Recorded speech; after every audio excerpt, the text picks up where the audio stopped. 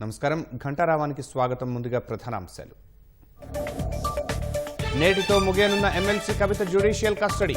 మధ్యాహ్నం వర్చువల్ గా జడ్జి ముందు హాజరుపరచనున్న అధికారులు.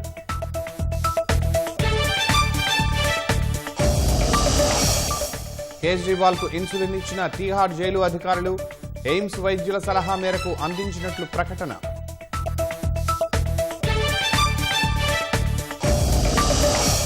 మలేసియాలో గాల్లో ఢీకొన్న 2 హెలికాప్టర్లు. 10 మంది నేవీ సిబ్బంది దుర్మరణం.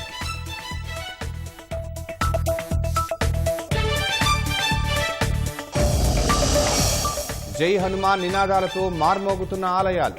వీరాంజనేయ స్వామి దర్శనానికి తరలివచ్చిన భక్తజనం.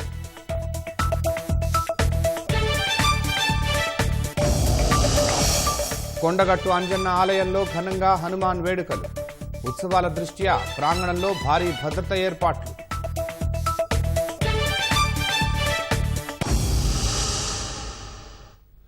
మద్యం కుంభకోణం కేసులో భారత ఎమ్మెల్సీ కవిత జ్యుడిషియల్ కస్టడీ నేటితో ముగియనుంది. ఢిల్లీ మద్యం విధానంలో ఈడీ, సీబీఐ కేసుల్లో కవితకు జ్యుడిషియల్ కస్టడీ విధించారు. తీహార్ జైలులో జ్యుడిషియల్ కస్టడీలో కవిత ఉన్నారు. తీహార్ జైలు నుంచి అధికారులు వర్చువల్ గా కవితను జడ్జి ముందు హాజరుపరచనున్నారు. జ్యుడిషియల్ కస్టడీ పొడిగించాలని దర్యాప్తు సంస్థలు కోర్టును కోరనున్నాయి.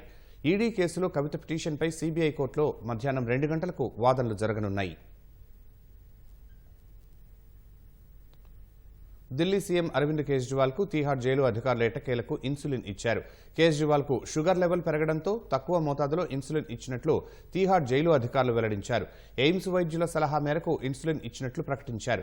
కేజ్రీవాల్ షుగర్ లెవెల్స్ 217గా ఉన్నట్లు ఆమ్ ఆద్మీ పార్టీ వెల్లడించింది. కేజ్రీవాల్ ను చంపాలన్న కుట్రలో భాజపా ఉన్నట్లు ఇటీవల ఆప్ ఎంపీ సంజయ్ సింగ్ ఆరోపించారు. కావాలని జైలు అధికారులు కేజ్రీవాల్ కు చికిత్సను ఇవ్వడం లేదని, ఇన్సులిన్ కూడా నిరాకరిస్తున్నారని ఆరోపించారు. ఈ ఆరోపణల నేపథ్యంలో కేజ్రీవాల్ కు జైలు అధికారులు ఇన్సులిన్ ఇచ్చారు. మలేసియాలో ఘోర ప్రమాదం సంభవించింది. నావికాదళానికి చెందిన 2 హెలికాప్టర్లు గగనతలంలో ఢీకొనడంతో 10 మంది సిబ్బంది ప్రాణాలు కోల్పోయారు. విన్యాసాలు చేస్తుండగా ఈ ప్రమాదం చోటు చేసుకుంది. రాయల్ మలేసియన్ నేవీ దినోత్సవం సందర్భంగా పెరెక్లోని లుమత్ ప్రాంతంలో రిహార్సల్స్ నిర్వహించారు. ఈ క్రమంలో శిక్షణ విన్యాసాల కోసం గాల్లోకి ఎగిరిన 2 హెలికాప్టర్లు కొద్ది క్షణాలకే ప్రమాదవశాత్తు ఢీకొని కుప్పకూలాయి. వీటిల్లో ఒకటి విన్యాసాలు జరుగుతున్న ప్రాంతానికి పక్కనే ఉన్న స్థానిక స్టేడియంలో కూలిపోగా మరొకటి స్విమ్మింగ్ పూల్లో పడిపోయింది. ఈ ప్రమాదంలో 2 హెలికాప్టర్లలో ఉన్న 10 మంది సిబ్బంది మరణించారు. వీరిలో 2 లెఫ్టినెంట్ కమాండర్లు ఉన్నారు. హెలికాప్టర్లు కూలుతున్న దృశ్యాలు సామాజిక మాధ్యమాల్లో వైరల్ అయ్యాయి. హనుమాన్ జయంతిని పురస్కరించుకుని సికింద్రాబాద్ తాడ్వండ్ హనుమాన్ దేవాలయానికి పెద్ద సంఖ్యలో భక్తులు పోటెత్తారు. సువర్చల వీరాంజనేయ స్వామిని దర్శించుకుని ప్రత్యేక పూజలు జరుపుతున్నారు. ఉదయం నుంచి స్వామివారికి యజ్ఞ హోమాది అభిషేక కార్యక్రమాలు నిర్వహించారు. స్వామివారి ఆలయాన్ని రకరకాల పూలతో సర్వాంగ సుందరంగా తీర్చిదిద్దారు. భక్తులు పెద్ద సంఖ్యలో తరలిరావడంతో తాడ్వండ్ హనుమాన్ దేవాలయ ప్రాంగణం అంతా కిక్కిరిసిపోయింది. మాజీ మంత్రి మేడ్చల్ ఎమ్మెల్యే మల్లారెడ్డి స్వామివారిని దర్శించుకుని ఆశీస్సులు తీసుకున్నారు. ఆలయ పరిసర ప్రాంతాల్లో జై శ్రీరామ్ నినాదాలు మిన్నంటాయి.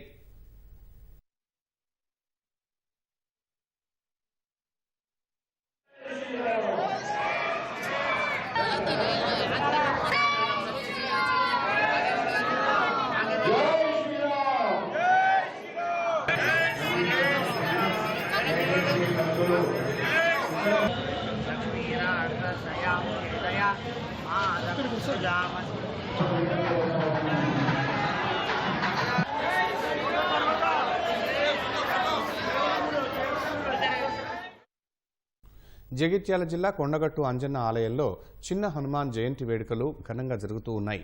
ఉత్సవాల సందర్భంగా వేకోజాము నుంచే స్వామివారికి అభిషేకం, ప్రత్యేక పూజలు నిర్వహించారు. దీక్షాపరులు ఆలయానికి చేరుకుని స్వామివారి సన్నిధిలో దీక్ష విరమణ చేస్తున్నారు. అర్ధరాత్రి నుంచి భక్తుల తాకిడి నెలకొనగా సుమారు 50,000 మంది దీక్షాపరులు దర్శించుకున్నట్లు అధికారులు తెలిపారు. ఈ నెల 22న ప్రారంభమైన ఉత్సవాలు రేపటితో ముగియనున్నాయి. రేపు కూడా భారీ స్థాయిలో దీక్షాపరులు వచ్చి అంజనను దర్శించుకోనున్నారు. ఉత్సవాల సందర్భంగా ఆలయంలో భారీ భద్రతా ఏర్పాట్లు చేశారు.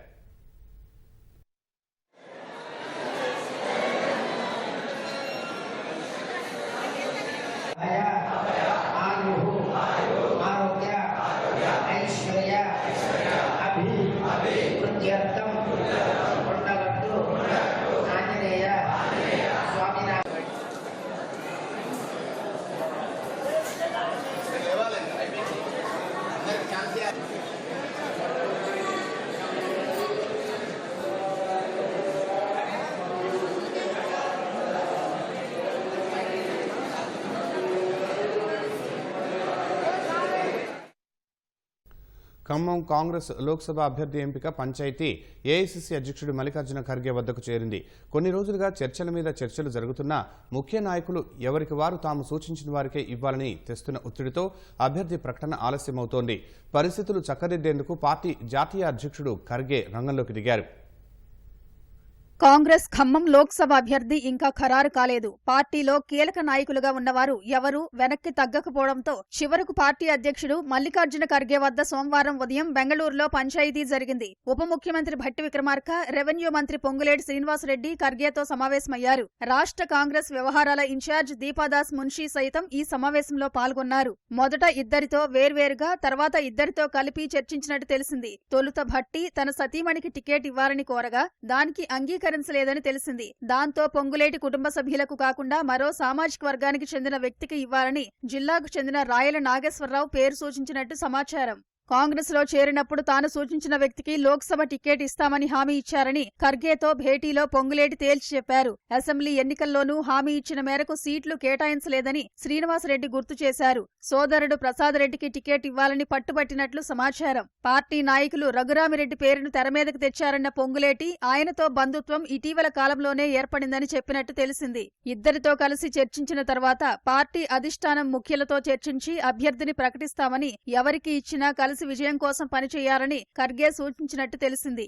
తర్వాత ఖమ్మం జిల్లాకు చెందిన మరో మంత్రి తుమ్మల నాగేశ్వరరావు ఖర్గేతో ఫోన్లో మాట్లాడినట్లు సమాచారం. పార్టీ అధ్యక్షుడు ముఖ్యమంత్రి రేవంత్ రెడ్డి నిర్ణయానికి కట్టుబడి ఉంటానని, పార్టీ అభ్యర్థి విజయానికి కృషి చేస్తానని చెప్పినట్టు తెలిసింది. ఖమ్మం స్థానానికి రఘురామిరెడ్డి, కరీంనగర్ కు వెలిశాల రాజేందర్రావు, హైదరాబాద్ కు షమీవ్ అలీ, ఉల్లా పేర్లను ప్రకటించే అవకాశం ఉన్నట్టు తెలుస్తోంది. మధ్యలో తెరపైకొచ్చిన మండవ వెంకటేశ్వరరావు పేరు పక్కకు వెళ్లినట్లు సమాచారం. ఖమ్మం లోక్సభ స్థానానికి మొదటి నుంచి ముఖ్య నాయకుల మధ్య పోటీ ఉండడం అభ్యర్థి ఎంపిక అధిష్టానానికి జటిలంగా మారింది. భట్టి తన భార్య నందినికి, మంత్రి పొంగులేటి తన సోదరుడు ప్రసాద్ రెడ్డికి, తుమ్మల తన కుమారుడు యుగంధర్ కు టికెట్ ఇవ్వాలని కోరుతూ వచ్చారు. మంత్రుల కుటుంబ సభ్యులకు టికెట్ ఇవ్వడానికి అధిష్టానం నిరాకరించింది.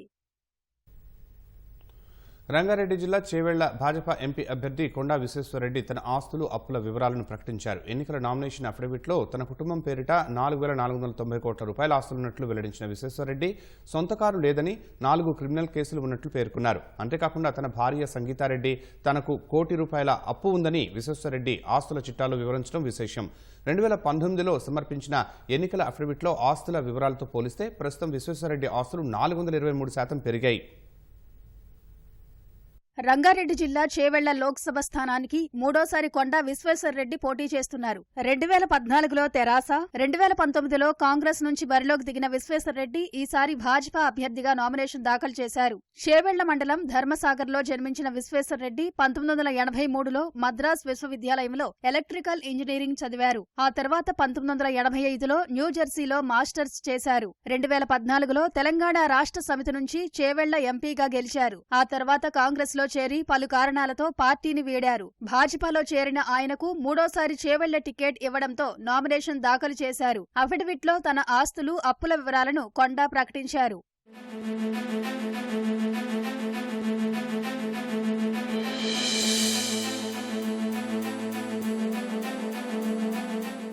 2019లో సమర్పించిన ఎన్నికల అఫిడవిట్తో పోలిస్తే గడిచిన 5 ఏళ్లలో కొండా విశ్వేశ్వరరెడ్డి ఆస్తుల విలువ 423% పెరిగింది. ప్రస్తుతం తనతో పాటు భార్య, మూడో కుమారుడి పేరుతో 4,490 కోట్ల రూపాయల ఆస్తులున్నట్టు వెల్లడించారు. తన పేరిట 1178.72 కోట్ల ఆస్తులు, తన భార్య సంగీతారెడ్డి పేరిట 3,203.90 కోట్లు, మూడో కుమారుడు విరాజ్ మాధవ్ రెడ్డి పేరిట 107.44 కోట్ల ఆస్తులున్నట్లు వివరించారు. తన పేరుతో ఉన్న స్థిరాస్తుల్లో వ్యవసాయ భూములు, భవనాల విలువ 71.35 కోట్లు ఉంటుందని, సంగీతారెడ్డి పేరుతో 5.51 కోట్లు, కుమారుడు విరాజ్ పేరుతో 1.27 కోట్ల విలువైన స్థిరాస్తులున్నట్లు అఫిడవిట్లో పేర్కొన్నారు. తన పేరుతో 1.76 కోట్ల అప్పులున్నాయని, తన భార్య సంగీతారెడ్డికి 12 కోట్లకు పైగా అప్పులున్నట్టు తెలిపారు. కేఆర్ మోటార్స్ ప్రైవేట్ లిమిటెడ్ కు 94,000, చేవెళ్ల ఫార్మ్స్ కు 12 లక్షలు, తన కుమారుడు అనందిత్ రెడ్డికి 1,64,00,000 అప్పు చెల్లించాలని అదేవిధంగా తన భార్య తనకు ₹1 కోటి అప్పు ఉన్నట్టు పేర్కొన్నారు. అలాగే తన భార్య సంగీతారెడ్డికి ₹35.82 కోట్ల వ్యక్తిగత రుణాలున్నట్లు అఫిడవిట్లో వివరించారు. తనకు సొంత కారు లేదని 4 క్రిమినల్ కేసులు పెండింగ్లో ఉన్నట్లు కొండా విశ్వేశ్వరరెడ్డి తెలిపారు. చేతిలో నగదు 6 లక్షలు మాత్రమే ఉందని, భార్య సంగీతారెడ్డి చేతిలో 3,78,000 ఉన్నాయని తెలిపారు. 60 లక్షల విలువ చేసే 862 గ్రాముల బంగారు, వజ్రాభరణాలు ఉన్నాయని, భార్య సంగీతారెడ్డి పేరుతో 10.40 కోట్ల విలువ చేసే ఆభరణాలున్నట్లు అఫిడవిట్లో పొందుపరిచారు.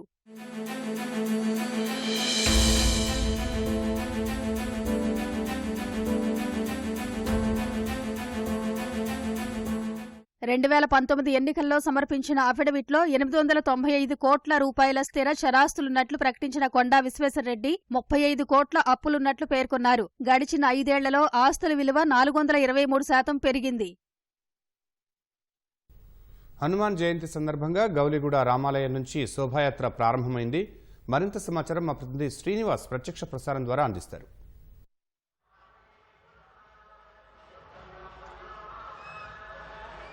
హనుమాన్ జయంతి సందర్భంగా నగరంలో ప్రతి ఏడు నిర్వహించే హనుమాన్ శోభాయాత్ర పెద్ద ఎత్తున గౌలిగూడ నుంచి కొద్దిసేపటి క్రితమే ప్రారంభమైంది. గౌలిగూడ నుంచి కోటి మీదుగా యాత్ర సుల్తాన్ బజార్, అదేవిధంగా నారాయణగూడ, గాంధీనగర్, బైబిల్ హౌస్ తదితర ప్రాంతాల మీదుగా సికింద్రాబాద్ తాడ్బంద్లోని హనుమాన్ ఆలయం వరకు చేరుకుని అక్కడ ముగియనుంది. ప్రస్తుతం అయితే శోభాయాత్ర గౌలిగూడ నుంచి ప్రారంభమైంది. మనం భక్తుల కోలాహల మధ్య యాత్ర ప్రారంభమైంది. జై హనుమాన్ అంటూ భక్తులు పెద్ద ఎత్తున నినాదాల మధ్య హనుమాన్ నామస్మరణతో వీధులన్నీ కూడా మారుమోగుతున్న పరిస్థితి.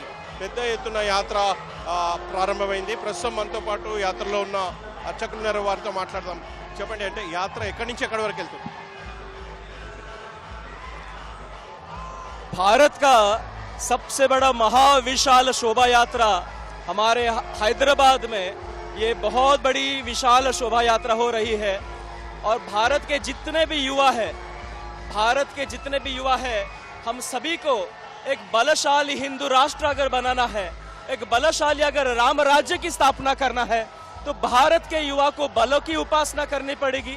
हम सभी को हनुमान के जैसा बलशाली बनना पड़ेगा, चरित्रवान बनना पड़ेगा। सुसाइड, डिप्रेशन और ड्रग्स और नशे को छोड़ना पड़ेगा। तभी हम सभी लोग हनुमान और श्री रामचंद्र जैसा चरित्र बना पाएंगे। तभी हम एक बलशाली भारत की निर्मित कर पाएंगे। जय श्री राम, जय जय। యాత్ర పెద్ద ఎత్తున గౌలిగూడ నుంచి కూడా సికింద్రాబాద్ తాడ్బంద్ వరకు కొనసాగుతుంది. పెద్ద ఎత్తున భక్తులు యాత్రలో పాల్గొంటున్నారు. వివిధ ప్రాంతాల నుంచి వచ్చిన భక్తులు హనుమాన్ నామస్మరణతో వీధులన్నీ కూడా జై హనుమాన్ అంటూ కూడా జై శ్రీరామ్, జై హనుమాన్ అంటూ కూడా వీధులన్నీ మారబోతున్న పరిస్థితి. యాత్రలో పెద్ద ఎత్తున పాల్గొంటున్న పరిస్థితి. కొద్దిసేపటి క్రితమే యాత్ర గౌలిగూడ రామ మందిరం నుంచి యాత్ర ప్రారంభమైంది. యాత్ర నేరుగా కోటి చౌరస్తాకు చేరుకుంటుంది. అక్కడి నుంచి కూడా తరలి వెళ్తుంది. అక్కడి నుంచి నేరుగా సికింద్రాబాద్లోని తాడ్బంద్ హనుమాన్ ఆలయం వరకు వెళ్ళనుంది. హనుమాన్ ఆలయం వద్ద బహిరంగ సభ నిర్వహిస్తారు. అక్కడ యాత్ర ముగుస్తుంది. అయితే ప్రస్తుతం అయితే యాత్ర సందర్భంగా పోలీసులు పెద్ద ఎత్తున బందోబస్తు ఏర్పాటు చేశారు. యాత్ర అయితే ప్రస్తుతం కోటి వరకు చేరుకున్న పరిస్థితి అయితే ఉంది. ఇది ప్రస్తుతం అయితే హనుమాన్ శోభాయాత్రకు సంబంధించిన తాజా పరిస్థితి. Over to you. గాంధీ భవన్లో కాంగ్రెస్ నేత జగ్గారెడ్డి మీడియాతో మాట్లాడుతున్నారు. ప్రత్యక్ష ప్రసారం ద్వారా చూద్దాం. సోనియా గాంధీ పుణ్యమే రాజకీయంగా మీరు సోనియా గాంధీ, రాహుల్ గాంధీ గారిని మీకు కొంత ఇబ్బంది ఉంటుంది కాబట్టి మీరు మెచ్చుకోకపోయినా తెలంగాణ ప్రజలకు తెలుసు. నేనేమంటున్నంటే వాళ్ళకు నోటికి ఊతపదం అయిపోయింది. ఏం చేసిండ్రు కాంగ్రెస్, ఏం చేసింది ఆ ఫ్యామిలీ, ఏం చేసిందని. నీ ముందే ఒక పెద్ద ఉదాహరణ నీ ముందే ఉంది కదా. సోనియా గాంధీ, రాహుల్ గాంధీ కాంగ్రెస్ ఇచ్చిన దాంట్లోనే నువ్వు ముఖ్యమంత్రి అయినావు. సమైక్య రాష్ట్రంలో నువ్వు ముఖ్యమంత్రి అయ్యే అవకాశం ఉంటుండేనా? రాష్ట్రం ఇవ్వకపోతే సమైక్య రాష్ట్రంలో కేసీఆర్ అనే నాయకుడు ముఖ్యమంత్రిగా అవకాశం రాకుండే కదా. ఈ ఆలోచన ఈ జ్ఞానం వాళ్ళకి లేకపోవడం చాలా బాధ అనిపిస్తుంది. ఈ బీజేపీ నాయకులు వీళ్ళు. అందుకే నేను రెగ్యులర్గా ప్రెస్ మీట్ పెట్టడానికి కారణం ఏంటంటే, ఆనాటి మహాత్మా గాంధీ కానీ, తర్వాత మోతీలాల్ నెహ్రూ కానీ, తర్వాత నిన్న నెహ్రూ గారు, జవహర్లాల్ నెహ్రూ గారి గురించి మాట్లాడిన యొక్క ఉద్దేశం ఏంటంటే, వాళ్ళు ఏమేం చేసారు దేశానికి, ఎన్నో చేసారు కాబట్టి ఈరోజు ఇంత సంతోషంగా ఉన్నాము అనే దాంట్లో ఈ ఒకసారి చరిత్రను ప్రజలందరికీ తెలవాలని ఈ యొక్క ప్రెస్ మీట్ యొక్క ముఖ్య ఉద్దేశం. దాంట్లోనే ఈరోజు ఇందిరాగాంధీ గారి చరిత్ర కూడా ఈరోజు తెలంగాణ ప్రజలకు, తెలుగు ప్రజలకు, దేశ ప్రజలకు తెలవాలి. కాబట్టి ఈరోజు ఇందిరాగాంధీ గారి యొక్క వారు ప్రధానమంత్రి కాకముందు బాల్య జీవితము, ప్రధానమంత్రి కాకముందు, ప్రధానమంత్రి అయిన తర్వాత దేశ ప్రజలకు ఏం చేసింది, ఇది ఒకసారి జ్ఞాపకం చేయించే ప్రయత్నంలో భాగమే ఈ యొక్క ప్రెస్ మీట్. ఇందిరాగాంధీ గారు ఆ రోజు స్వాతంత్ర ఉద్యమం జరుగుతున్న సమయంలో మహాత్మా గాంధీ గారెంబడి, నెహ్రూ గారెంబడి ఆమె కూడా స్వతంత్ర పోరాటంలో చిన్న వయసులోనే ఆ ఉద్యమంలో పాల్గొని ఆమె కూడా జైలు జీవితం అనుభవించింది. ఆమె 6 సంవత్సరాలు జైల్లో ఉంది. ఆమె చాలా చిన్న వయసు. ఆ వయసులోనే 6 సంవత్సరాలు ఇందిరాగాంధీ గారు, మహాత్మా గాంధీ గారి, నెహ్రూ గారు వెంబడి 6 సంవత్సరాలు స్వతంత్ర పోరాట ఉద్యమంలో 6 సంవత్సరాలు జైలు జీవితం గడిపింది ఇందిరాగాంధీ గారు.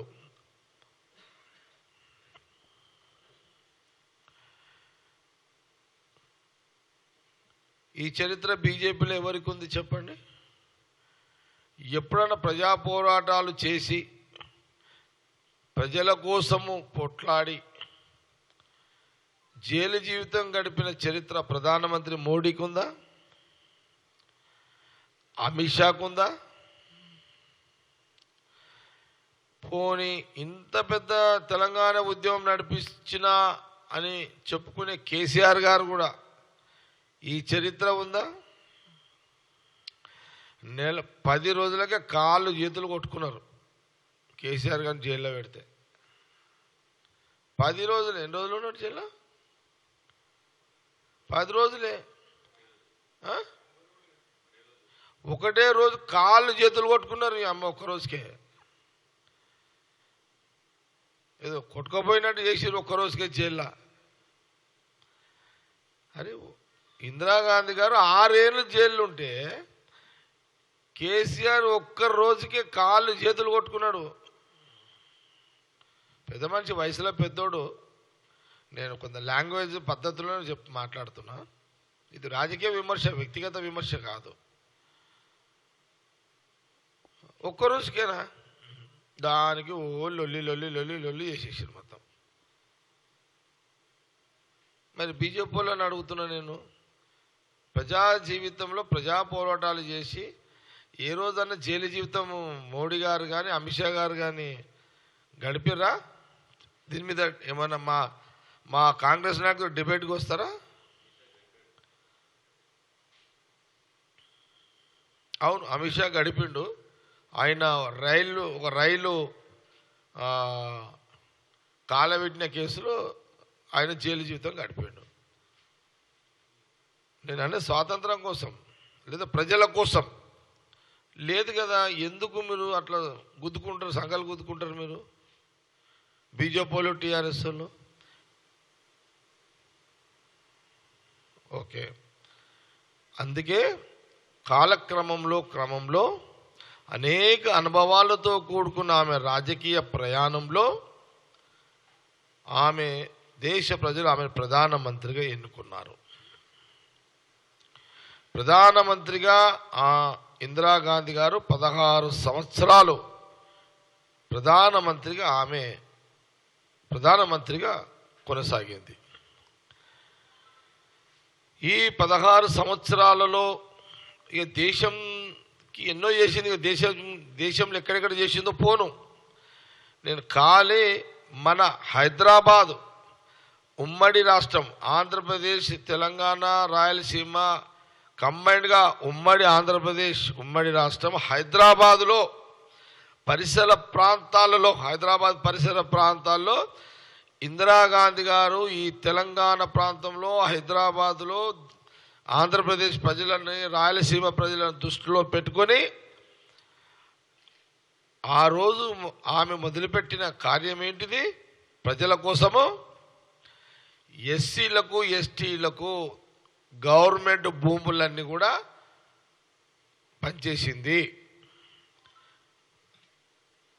భూములన్నీ మన ప్రాంతంగా దేశం మొత్తం ఎస్సీ ఎస్టీలకు వాళ్ళందరికీ కూడా భూములన్నీ కూడా గవర్నమెంట్ భూములన్నీ కూడా వాళ్ళకు ఆ భూమి మీదనే గ్రామీణ ప్రాంతాలలో వాళ్ళు రైతుల వ్యవసాయం దాని మీదనే బతుకుతూ ఆనాటి నుంచి ఇప్పటికీ ఇందిరాగాంధీ గారు ఇచ్చిన భూముల మీద జీవనాన్ని గడుపుతున్నటువంటి చరిత్ర ఇందిరాగాంధీ గారిది, కాంగ్రెస్ పార్టీది.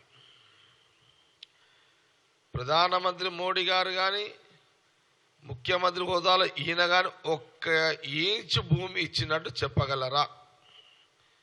ఇంచు భూమి,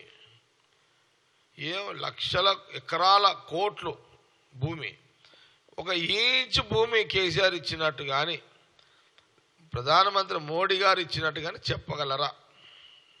ఇది కాంగ్రెస్ పార్టీ మిమ్మల్ని క్వశ్చన్ వేస్తుంది. ఇది ఒకటి.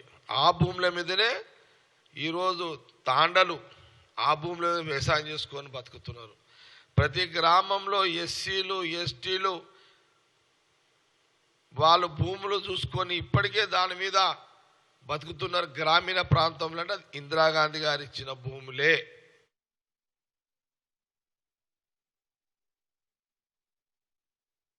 గ్రేటర్ హైదరాబాద్లో రాజకీయంగా కీలకమైంది సికింద్రాబాద్ లోక్సభ స్థానం. అక్కడ గెలుపు జెండా ఎగురవేయడం కోసం అన్ని పార్టీలు తీవ్రంగా శ్రమిస్తాయి. ప్రధాన పార్టీలు అభ్యర్థులను ముందే ప్రకటించి ప్రచారంలో దూసుకుపోతున్నాయి. అధికార కాంగ్రెస్ నుంచి ఖైరతాబాద్ ఎమ్మెల్యే దానం నాగేందర్, భాజపా తరపున కిషన్ రెడ్డి, భారాస అభ్యర్థిగా పద్మారావు గౌడ్ బరిలో ఉన్నారు. త్రిముఖ పోటీ నెలకొన్న సికింద్రాబాద్లో రాజకీయం రసవత్తరంగా మారింది. రెండోసారి గెలుపొందాలని కిషన్ రెడ్డి, ఎమ్మెల్యేలుగా ఉన్న దానం నాగేందర్, పద్మారావు గౌడ్ తొలిసారి పార్లమెంటు మెట్లెక్కాలని ఉవ్విళ్లూరుతున్నారు.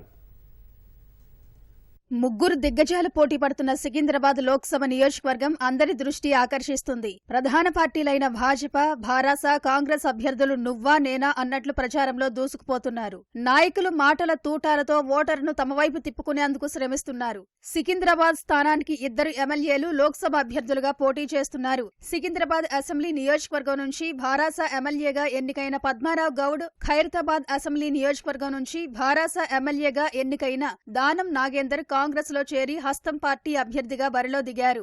వీరిద్దరూ తొలిసారిగా ఎంపీలుగా పోటీ చేస్తున్నారు. ఒకే పార్టీ నుంచి ఎన్నికైన 2 ఎమ్మెల్యేలు లోక్సభ ఎన్నికల్లో ప్రత్యర్థులుగా పోటీ పడుతున్నారు. ఇక భాజపా రాష్ట్ర అధ్యక్షుడు కేంద్ర మంత్రి కిషన్ రెడ్డి రెండోసారి సికింద్రాబాద్ నుంచి అదృష్టం పరీక్షించుకుంటున్నారు.